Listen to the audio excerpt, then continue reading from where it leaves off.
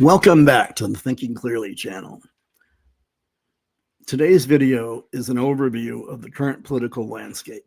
If you are a centrist voter like me, it's hard to feel like you have a political home right now. I don't need to tell you that in America, it's a very dark and scary time. MAGA sure as hell isn't an option. They are anti-constitutional, non-patriot, supposed Christians, fascistic assholes who are ruining our country. Someday I'll tell you how I really feel. The DNC is an absolute joke. The progressive wing of the party has moved even further left than before, and the far left of the party has become very noisy, anti-Israel, anti-Semitic, and want to abolish capitalism altogether. So where does that leave rational people like you and me in the center? I've always considered myself a center-left voter, but I've always been a capitalist. I believe we have a moral obligation to have a safety net for those in need, but I have not fully supported the welfare state the Democrats have mostly pushed for. Very often I found myself in support of various GOP tax plans or spending plans versus the Democrats. But when it came to voting, I just couldn't vote Republican for one reason. I could never support the stacking of our courts with right-wing judges, not just SCOTUS, but for all levels. I have long been aware of Leonard Leo and his goals in creating the Federalist Society and what they wanted to do in taking over our judiciary. I always understood the dangers it posed, and today we see exactly why I felt this was more important than voting on anything financially related. I don't need to spend much time here explaining how we got into our present-day nightmare. I think that we all understand the through lines. Modern-day politics began under Reagan. That period definitely changed the tone of our politics. But the really big change happened when Newt Gingrich and his take no prisoners politics he brought to the Congress changed everything. That was the start of the slide into tribalism and the end of the idea we are all in this together. Then, of course, the Tea Party arrived. We elected the first Black president, and then Donald Trump arrived into U.S. politics on his gold escalator, which just pushed us further and further into our own camps. The 2024 election, based on the popular vote, could have easily gone either way. The difference was a measly 1.5%. Biden beat him by 3 times as much at 4.5%. Trump is such a damaged human being. He is so corrupt and uncouth, and we all lived through 4 years of his chaotic first term. Beating him should have been a walk in the park. Yet here we are with a wannabe fascist dictator sitting on his throne in what has become the gaudiest golden Oval Office in the history of the White House. Elections are won on the margins. If you are watching this, you are a high information voter. It is not you or me who decides elections. We are dependable voters that the parties almost take for granted as we show up and we vote. Elections are won by those people who you see interviewed in YouTube clips where they ask, who's the vice president? Or what country did pizza come from? And there's a better than 50-50 chance that they'll get the wrong answer. These are the Americans who actually elect the presidents. The majority of Americans are not far left, nor are they far right. We mostly fall somewhere near the center. Fortunately, the slide we've experienced in the last 30 years, and especially since the beginning of the Trump administration, Trump 1, has allowed the takeover of power by people and organizations that do not hold our Constitution up as inviolate, nor do they care about the preservation of our democracy. We watch as the Supreme Court has thrown away all the rules on precedent and stare decisis. Instead, they created a new standard called originalism, which is made up. They created law from thin air to aid and abet the far-right agenda. They no longer follow the Constitution either, if you really look. Instead, they're making rulings based on their political goals. With Republican majorities in both the House and Senate, we witness daily the complete destruction of the constitutionally mandated separation of powers between the executive branch and the legislative branch. So this brings me to the title of this video. Where do you and I look for solutions to this mess? Before I go on, I want to ask you to please subscribe to this channel so I can grow it and reach more people, as I will be bringing new videos, new thoughts, new ideas, and guests in future videos about what we can do and who we can look to and what organizations there are out there. So please like and subscribe to this video. You want to do it right now. Thank you. Your support of this channel means the world to me. One answer I know as an absolute is that looking to the Democrats right now for anything is a complete waste of time, effort, and money. It was absolutely political malpractice that they were not able to beat Donald Trump. Today, there's another important election coming up. The election for mayor of New York City. The current frontrunner is a Muslim man, Zohran Mamdani. There is no way I could ever support Mamdani. The man has never held a job for a sustained time, yet wants to run America's biggest city. A man who grew up very well off with all the benefits that provided him, yet he still says he hates capitalism. He wants to see it eliminated. He is a Muslim man who refuses to denounce the support of globalize the Intifada.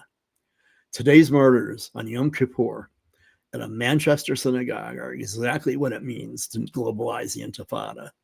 There were marches in the streets throughout the UK tonight celebrating the murders. This is what they mean when they say that. Now, I'm sure that Mamdani came out and said how awful these murders are, but unless he is willing to denounce globalize the Intifada, no one who is against anti-Semitism should be voting for this man. No one. Remember, he says he's not anti-Semitic, yet never misses an opportunity to participate in pro-Palestinian, anti-Israel demonstrations. He hates Netanyahu and has suggested he will have him arrested if he comes to New York while he's mayor.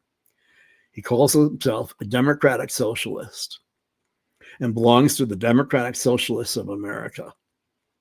He wants to open up government grocery stores like they have in Venezuela. For your information, the shelves are often empty in Venezuela, and he wants to impose rent controls. He's in favor of the campaign to fund the police, a position that by itself has caused more damage to the Democrats than almost any other self-inflicted wound. Yet this is the man the Democrats are okay with to run the most important city in America. No thanks. Unfortunately, the younger voters born after about 1990 have experienced only the financial collapse of 2008, seeing no CEOs responsible sent to prison, disastrous wars in Iraq and Afghanistan, a pandemic, an insurrection of our capital, and inflation, and now a Trump wannabe dictator.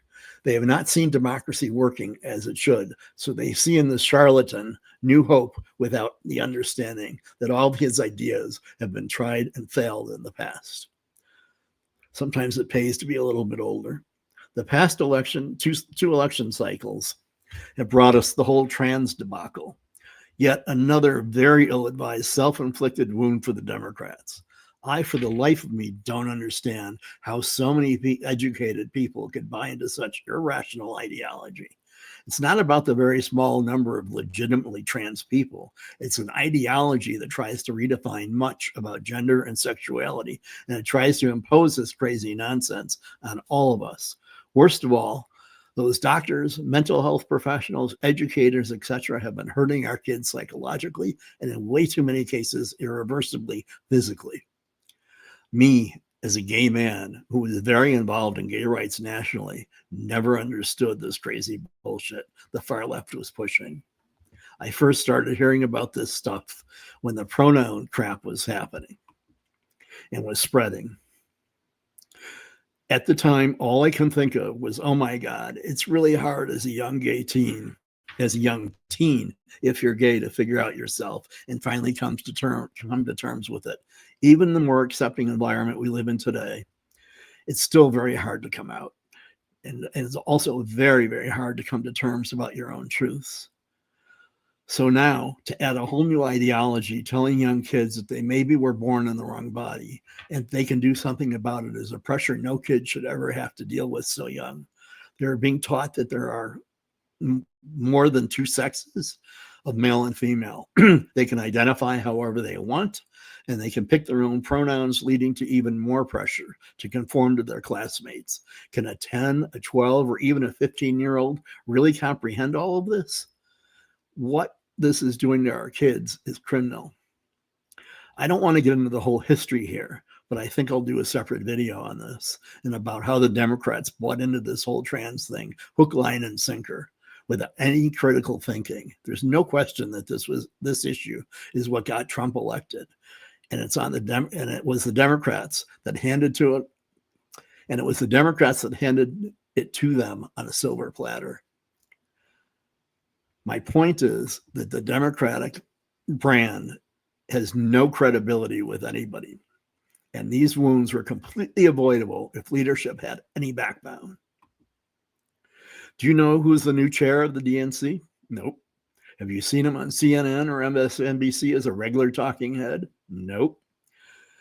The answer is no, is because he's nowhere to be seen.